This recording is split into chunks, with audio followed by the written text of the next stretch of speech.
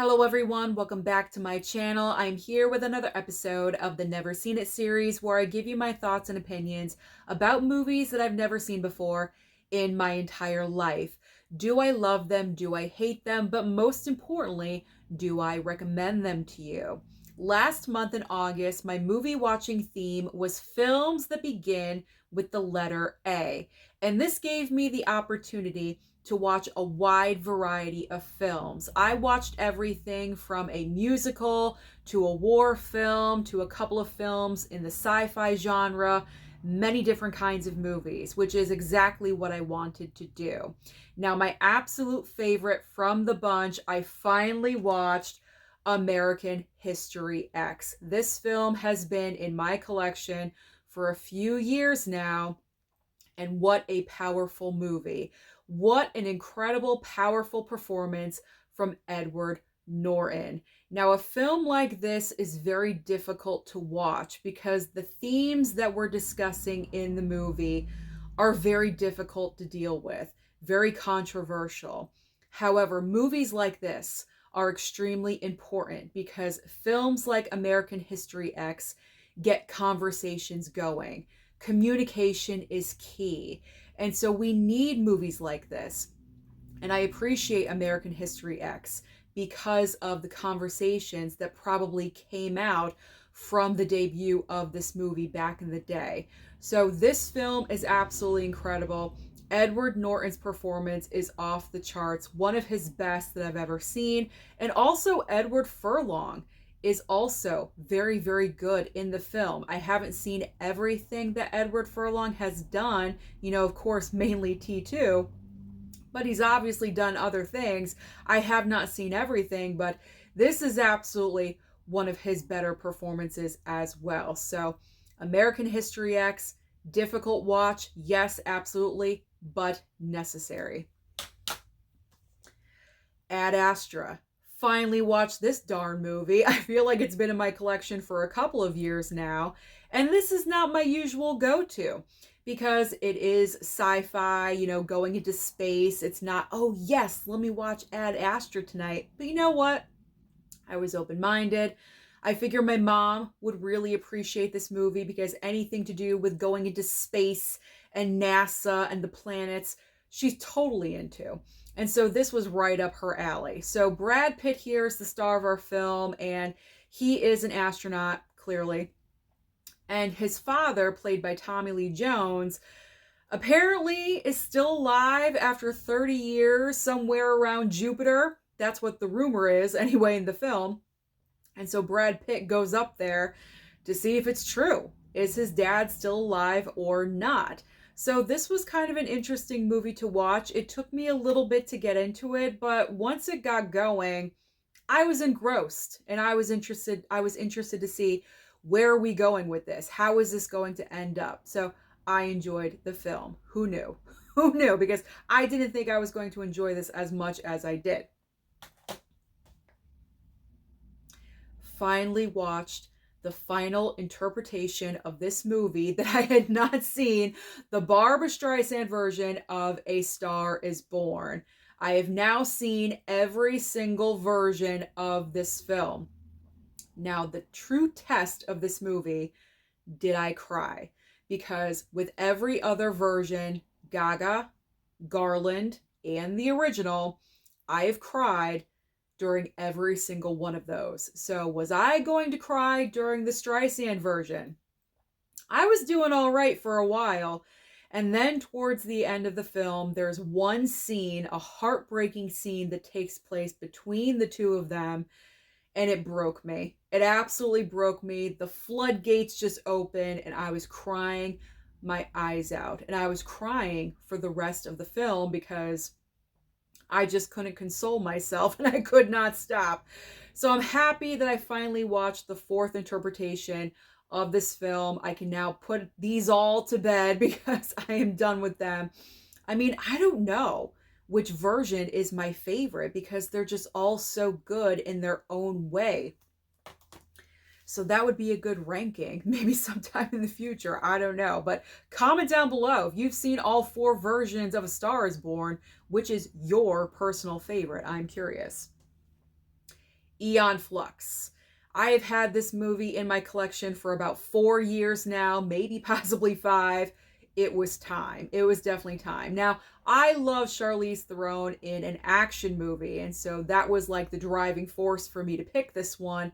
But I do have to be honest, I don't exactly remember the details of what happens in this movie because I watched it about a month ago. And so my memory is kind of full with other movies that I'm watching right now and TV shows and things like that.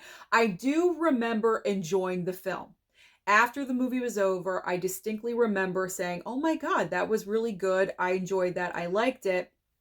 I like Charlize's whole look in the movie, but I do remember enjoying the film. But I definitely have to watch it again. But it's going to stay in my collection. And I think a 4K release is coming out for Aeon Flux. I think within the next couple of months or so. If you don't have this film by chance, wait for the 4K. Now we have Australia. This is directed by Baz Luhrmann and starring Nicole Kidman and Hugh Jackman. I gotta be honest, when this film first started, I was not into it at all. It took me a while to kind of like get into the situation of what was happening and even liking Nicole Kidman's character, because when the movie first starts, I didn't really know how to deal with her character. She seemed kind of kooky and weird, but then she started growing on me and I'm like, okay, this is getting better. And then like well into the second half of the movie, I was into it. And I was like, okay, this is so I mean, if this is your first time watch of Australia, you know, if you decide to watch this because of, you know, me, I don't know. Don't go off of me. But if you're curious about the film, you got to give it a chance, because the first, I would say 20 minutes to a half hour are kind of weird and you don't really, it's kind of boring. I do have to be honest. But then it finds its rhythm in the second half of the film. And eventually you get there and you start caring about the characters just a little bit.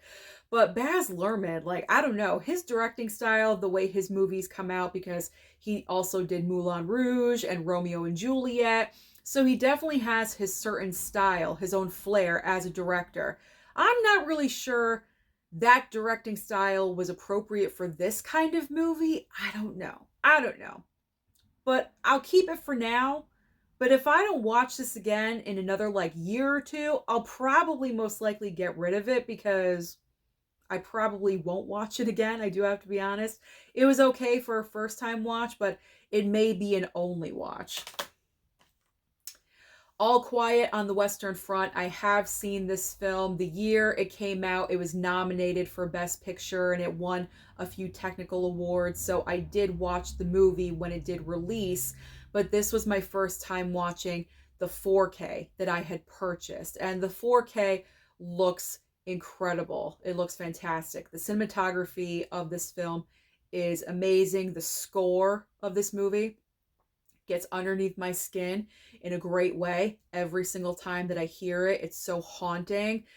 This is a great war film. Movies like this in the war genre make me appreciate films like this and makes me want to watch war movies more, like All Quiet, Saving Private Ryan. You know, there's more, I could go on and on, but All Quiet on the Western Front is one of the best war films that have been released recently. So I would definitely encourage you to pick up the 4K if you have not, if it's still available. I don't know if you could find it out there somewhere. All right, let's talk about Amelia. I love biopics and I love true stories, but this did not hit for me at all.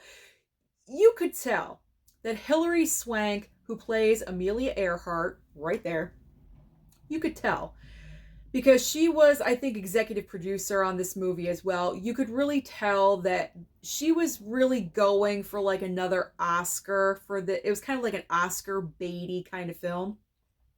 And it did not work. The woman already has 2 Best Actress Oscars. She's fine. She doesn't really need any more, but you could tell she was kind of going for that with this movie.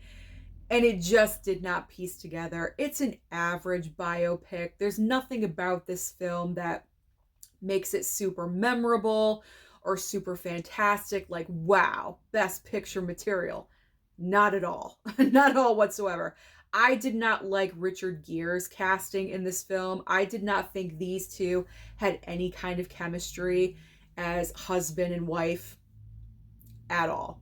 I feel like she was fine as Amelia Earhart, but Richard Gere, they should have cast someone else because I just did not feel it. And if I'm not feeling it, I'm not buying what you're selling. So Amelia is just okay. It's an average 3-star biopic. Here's some nostalgia, a chorus line. So of course I had to sneak a musical in here somehow, some way. So I have seen a chorus line when I was younger. I probably should not have, because there are some points in this movie that a young girl or, you know, a young kid should not listen to. But I did. I did at a young age. But I came from musical background, theater, choir, things like that. So a movie like this, obviously a musical, is going to appeal to me. This is definitely not for everyone, because what's happening in a chorus line is that there is a major audition for the chorus, hence the title, for the chorus of this Broadway production. And so you have a slew of auditionees, dancers, singers at the very beginning of the film, and then they narrow that down. Michael Douglas, I think he's like the director. Is he the casting director or the director? I don't know.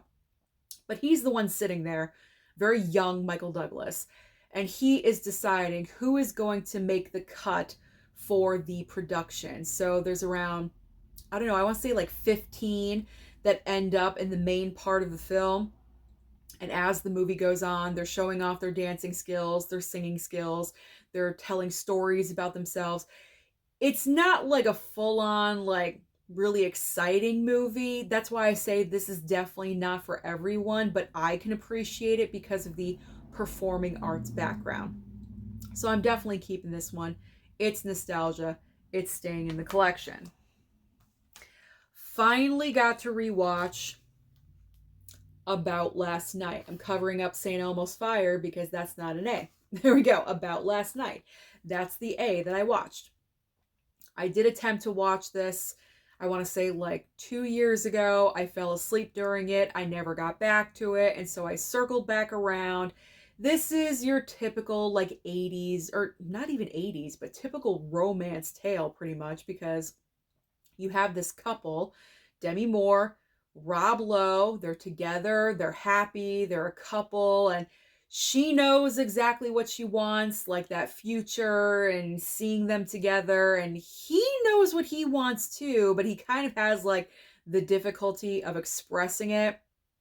And so then he just like fumbles everything, and then they break up and things get complicated. And do they get back together? It's one of those, like, it's just like a typical romance tale, like I said, but it has that, you know, that certain something special because it is from the 80s and there is such like nostalgia in the movie.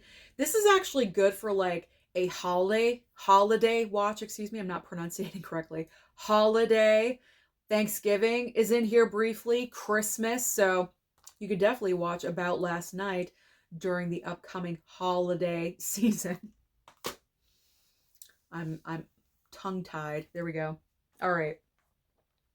Let's talk about a bigger splash. Okay. Follow along. We're going to play a little game right now. So up here you have Tilda Swinton. And she is having a relationship with this guy down here. Now, I do not know his actor name. I mean, it's right there, of course, but I cannot pronounce it because it's just too much. It's like 15 consonants in a row. So I'm just going to play like the map here. So Tilda Swinton, who plays like a pop star, rock star. She's a singer, very, very popular, whatever. But she doesn't really say anything in the movie because she's resting. She's on like vocal rest. So her and her man right here are on a vacation. They're just, you know, taking the time while she's resting to relax and everything. So their vacation is interrupted by Ray Fiennes up here in the corner. Ray Fiennes is the ex-boyfriend of Tilda Swinton. So that's a little weird. That's a little awkward. And then let's not forget about Dakota Johnson down here. She is the daughter of Ralph Fiennes. There we go. Got all that? I know it's like, that was like the best way for me to describe this, because let's just turn it into a game scenario. So they, right here, father and daughter, crash their vacation, and it's just like complicated and weird and overly sexualized. Like, there's a lot going on in this movie. This is a lot about like relationships and things that are not resolved. And I do have to say that one of the highlights of this movie is Ralph Fiennes' performance, because it's unlike anything I've ever seen him do. But I'm not sure I would ever watch the film again. So I think this was a one-time watch. So I watched it. I'm good.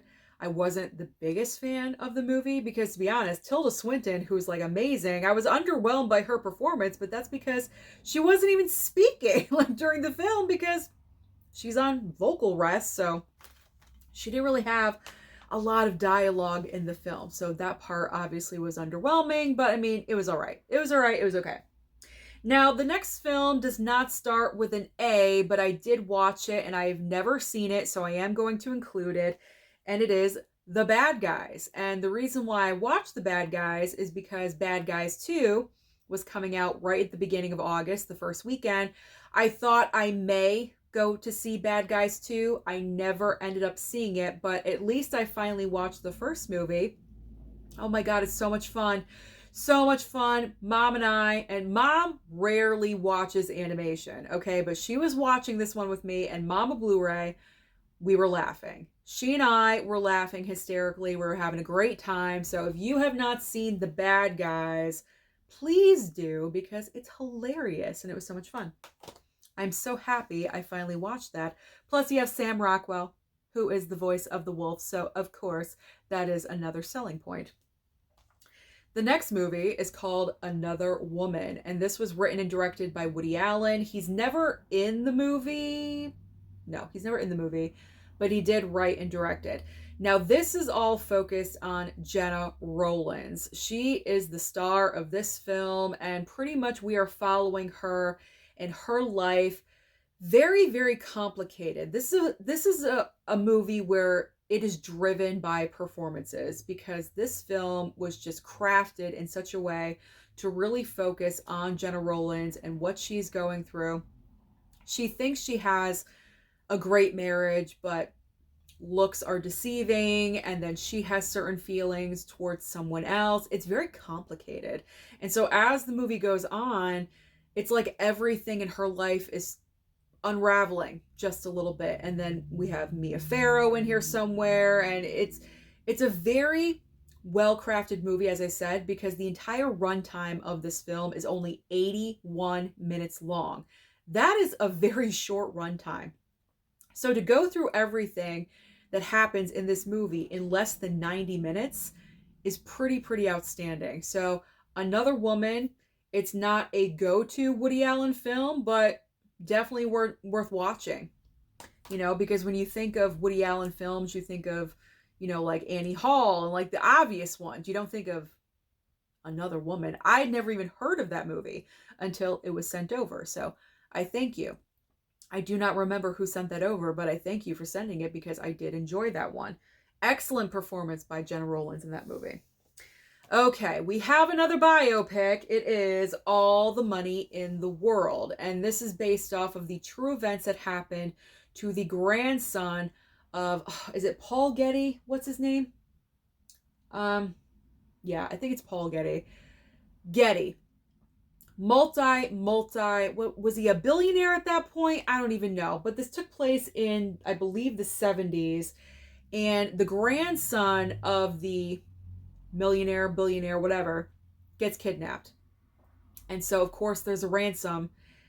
And this old piece of garbage refuses to pay the ransom. He was such a cheapskate, even though he had so much, again, all the money in the world, even though he had all the money in the world, would not spend like $3 million or whatever it was to save his grandson's life. It's an amazing story. But my problem with this movie is that I feel like they stretched the runtime just a little bit. I felt like the movie was longer than what it needed to be because I could feel it. I could feel the runtime. There were a few scenes in this movie that I felt like they could have cut that out. It really wasn't necessary. I don't know why, but I don't know. I don't know why they stretched it like they did, but I feel like this movie could have been like an hour and 45 minutes, just like, let's just get to the point here and, keep trucking along. So it's not my favorite biopic true story, but I appreciate it. The performances are fine. What's his name? Christopher Plummer? Yeah, Christopher Plummer plays the millionaire billionaire, Getty. And he stepped in last minute because it was actually supposed to be Kevin Spacey to play that role. But Kevin Spacey dropped out. Christopher Plummer came in and learned everything in like, a week or something. So that's pretty incredible. But there weren't any other performances that really jumped out at me, which is kind of shocking. I mean, the kid who plays like the grandson, yes, he was great. But like here we have Michelle Williams and Mark Wahlberg, and they were fine, like they're all right, but they weren't like totally outstanding to me. So this is like another average true story. I would give it a 3 stars. Well, The Astronaut's Wife. We have Charlize Theron and Johnny Depp. Johnny Depp is playing an astronaut in this movie, and him and another astronaut go on a mission. And for 2 minutes, while they are in outer space, they lose communication, and something occurs within that 2-minute time frame that changes everything forever. They come back down to Earth. Something is not right. Charlize, who is married to Johnny Depp, she knows her husband, and as soon as he comes back, she knows something is not right. Something happened up there. He's not really talking about it. And so that's what the movie's all about. This is a great psychological thriller. I didn't know what was going on. We were watching this because my mom loves Johnny Depp, and so we were watching this, and I love Charlize Theron, so this was a great film for us to watch together. And we were kind of like on the edge of our seat, with this, and just be like, what is going to happen? If anything, I wanted more, because by the end of the third act and the reveal and everything, like, I feel like they kind of waited too long. You know what I'm saying? If you've seen this, I wanted more. I wanted more. I wanted a little bit more of what the reveal was and everything that happened. So that's my only complaint with this movie. I would definitely say The Astronaut's Wife is severely underrated because I don't see a lot of people talking about it, and it deserves to be talked about. It was good. I enjoyed it. Now we have A Place in the Sun. This is a black and white film from 1951 with Montgomery Clift, Elizabeth Taylor, and also Shelley Winters. I really enjoyed this film. The basic concept, you have Montgomery Clift, who is, I would say the nicest way to say is down on the totem pole as far as society. He's, beneath. And on his level, he starts working at this company, and on his level is Shelley Winters. They are co-workers, and so they start dating, and then he meets Elizabeth Taylor's character, who is more prestigious, more upper level on the totem pole in society. And so he wants to be with her because she is just more beautiful. She's just like everything. And so he wants to trade up pretty much and leave Shelley Winters in the dust and be with Elizabeth Taylor. But the problem is that Shelley Winters is knocked up. And so back then in 1951, I mean, what are you going to do? And I'm not going to say any more because I want you guys to watch A Place in the Sun because this is such a fantastic film. I love watching black and white movies. I am getting into more Elizabeth Taylor films. So this was absolutely a pleasure to watch and high recommendation. Definitely check this one out. It's good. I cannot say the same about this. The next movie on the list, Arthur, the remake of Arthur. Now, I've never seen the original Arthur with Dudley Moore, but it's got to be a heck of a lot better than this. Okay.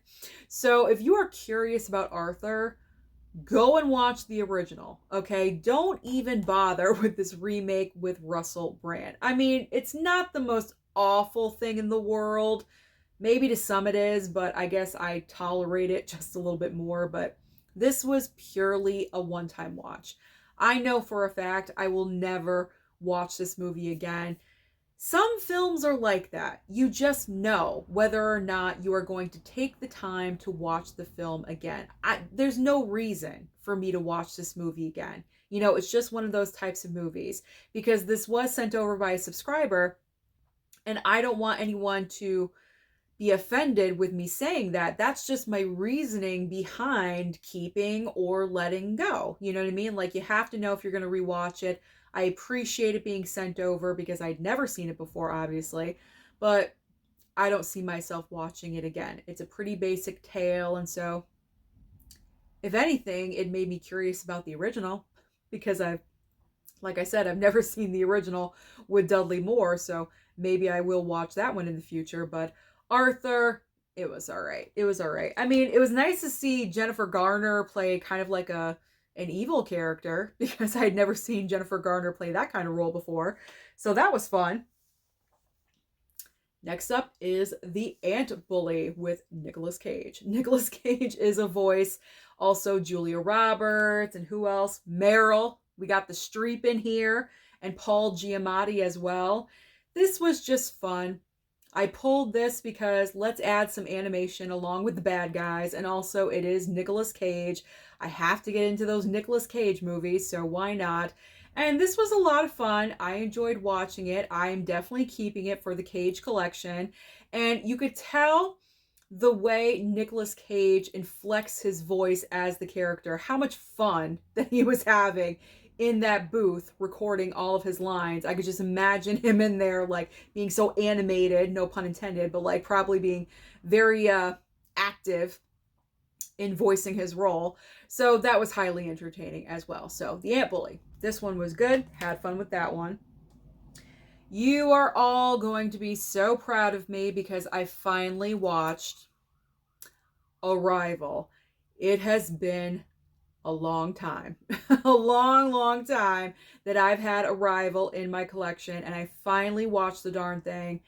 I mean, movies like this are just so fantastic because it's got a great twist in here. Amy Adams, how did she not get nominated for an Oscar for this performance? I don't know. I don't get it. Maybe even Jeremy Renner should have been nominated for this. Maybe not, but I thought he was great in the movie too, and I just really enjoyed it. One of the big surprises, because I didn't think I was going to respond to this movie as much as I did, and I love that. And of course, my mom loved it, you know, dealing with, you know, space and creatures and all that stuff, so she was into it too. Not so much with space, but you know, obviously they're from outer space, so she loved it too. We all enjoyed it. So happy I finally watched that darn thing. Okay. This pains me. This pains me. It is Stallone, and I love Stallone. However, I am not going to be one of those people that says everything that they do is a masterpiece, because it's not. This is far from a masterpiece. Armor. This movie was boring. I hate to say it, but it was. You have Sly Stallone here, who is leading a group of people that want to hijack an armored truck. They want something that is inside of the armored vehicle. And there's like 5 or 6 people in this little group to take them down. Pretty much the bulk of the movie takes place like on this bridge or whatever. And it's just like, are we doing anything? Like, it was a lot of talk, and that's where like the boredom came in. And it was so surprising because I thought this movie was going to be pretty decent, but it was just lackluster. And then I think Sly's character went away for a little bit. I'm like, where'd he go? Like lunch? Like where did he go? Lunch, and you know, do a little workout or something, and then he popped back in. Like, I felt like I missed him for like 20-30 minutes. So this one was disappointing, but it's going to stay because I need it for the Sly Stallone collection. So I'm not getting rid of it. It's staying. It is staying.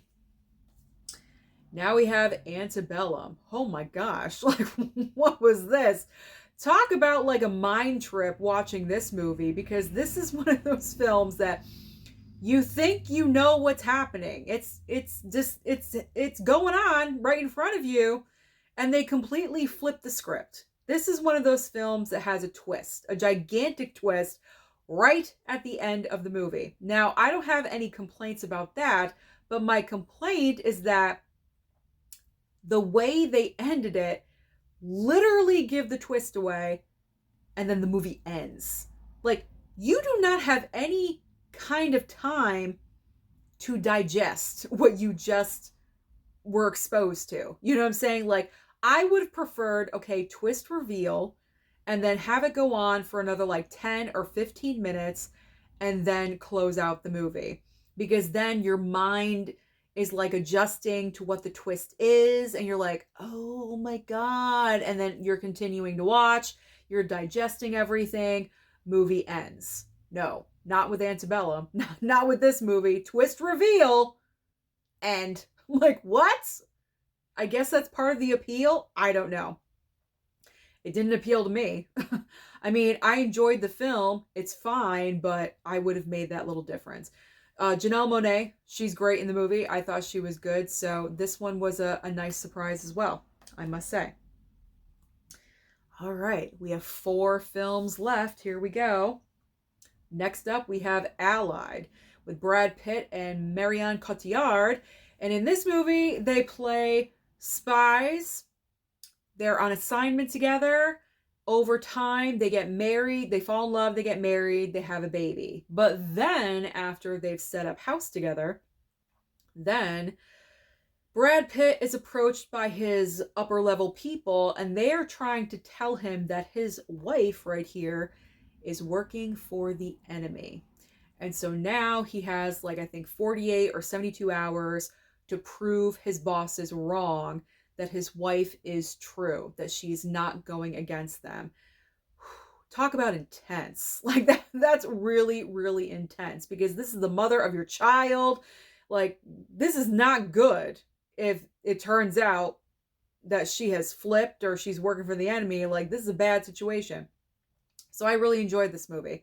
I like spy films, and so this was kind of just like a different take on it, and I really enjoyed it. The only problem was, see this right here? It says previously viewed. I picked this up, I think, randomly at a grocery store or something, and it was previously viewed. Okay, fine. It was wrapped up in plastic, you know. So I picked it up. We put the disc in. It stopped at a certain point right at the beginning. That happens. You know, popped it out, popped it back in. Did the same thing. We tried it like 3 or 4 times in a row. This disc does not work, unfortunately. So I don't know what I'm going to do with this. I can't trade it in. Obviously, I'm not going to do that. That would be horribly wrong. So I don't know. But I watched it on Paramount Plus. Thank goodness it was streaming. It was available on a streaming service, so we did get to watch it. But that's just really unfortunate. So now I got to put this off to the side and decide what I'm going to do. I think I'll just, I guess, get rid of the disc and keep the case. I don't know. Like, I don't know what to do with this, because the disc does not work. Maybe I'll try it down here. I don't know. Maybe it's not compatible with the 4K player upstairs. I don't know why, but that was unfortunate. But good movie. Good movie. I do recommend. Allied. Allied. Okay. Can you tell I'm tired? And I'm red. What's going on? There's no circulation of air in this room. Okay. Arsenal. Gotta have another Nicolas Cage title in here. So I will say that this is a straight to physical media release, but this is on the better end of those kinds of releases for Nicolas Cage, because Nicolas Cage does have a trend of his straight to physical media releases being god-awful, subpar, what is this, like horrible, you know, all those adjectives that you can describe those kinds of releases. But I will say Arsenal is pretty decent. The only aspect about this movie that is just so ridiculous is Nicolas Cage. I mean, look at him in this movie. This is him right here. I mean, look at that. His nose is so prosthetic. Can you see that? He has the worst fake nose that I've ever seen on film. It is so hilarious. I was laughing. I was like, what? And then the wig, look at this. The wig that he's wearing is so god awful. But his choice of how he portrays the character is just so out there and zany and weird. But that's Nicolas Cage. That is the Cage. And that's the reason why I love him and I choose to collect his stuff, because as an actor, he just makes these out there ridiculous choices. I gotta respect it. I gotta love it. And it was entertaining. I will say that. It was entertaining. So I do recommend Arsenal, believe it or not, to you guys, even though with everything that I'm saying, it sounds like the opposite.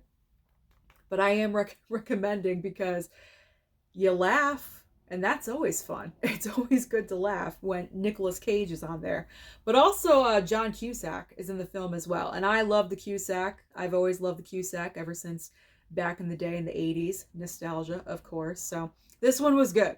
I enjoyed Arsenal. Surprise, surprise. Now this movie, highly underrated.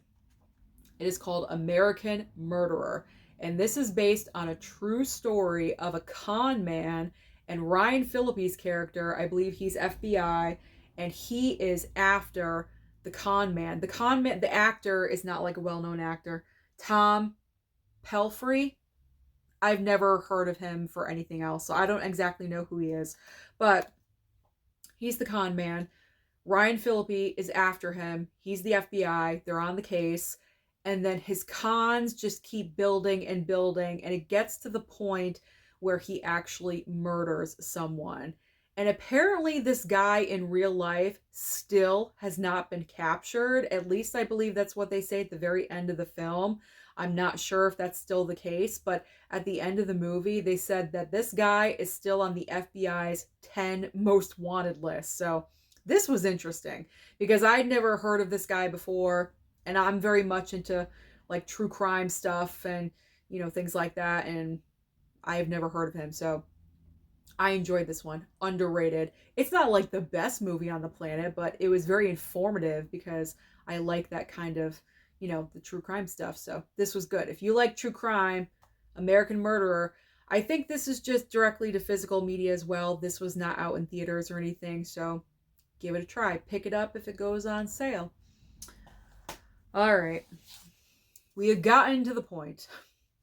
We have gotten to that point where we like to talk about the not so great, aka the worst of the pile. Personally for me, the worst for the A movies from August, from MVD, good old MVD, Angel Town. So what's happening in Angel Town? I'm sure you're like, Susan, what's wrong with Angel Town? Well, Angel Town, what's happening in this movie is that you have like a bunch of like gang violence and it's just violence like all over the place. I mean, nothing wrong with that. But the way this movie starts off, the way it kicks everything off, just really, I was like, really? As soon as I saw it, that is actually what I said. As the film started, it does start, and then pretty much like your opening scene happens, and I'm just like laying back here like this, and I'm like, really? Come on. It just, and for the rest of the film, I just had that in the back of my mind, and for the rest of the movie, I'm just like, I'm getting rid of this. Eventually, after a certain point, I don't even think I was paying attention to this movie anymore. I was on my phone, kind of like going back and forth, and that's never a good sign. So I know for a fact I will be getting rid of this film. And I picked this up. By the way, I don't just trade in subscriber, items that are sent to me. People think that, but that is not true. I picked up this item. I will be trading it in because I did not like this movie at all. I'm sure you're wondering the scene of what I'm talking about. The scene of what I'm talking about in this movie is our lead character is going to hop on a plane and, go somewhere. And so before that, he like meets up with his girlfriend or his ex-girlfriend or current girlfriend. I don't even know, whatever. In a graveyard of all places. And she shows up wearing like a coat with nothing underneath of it. And they just start having sex in a cemetery. And that, yeah, exactly. And I was like, really? And that just set the tone for the entire movie for me. I'm like, oh, this is what it's going to be about? Okay. And I kind of checked out after that. So, Angeltown, no interest in keeping, no interest in revisiting. I am good. So, we're just going to put that down. We're just going to slam it down because I did not enjoy that movie. And I know absolutely for a fact I will not watch it ever again. So that is the latest round of the Never Seen It series, all of my A films. And thank you so much for watching this video today. If you would like to comment about any of the films that I did mention in this video, please feel free to do so. Don't forget to like and subscribe before you leave, and I'll see you next time.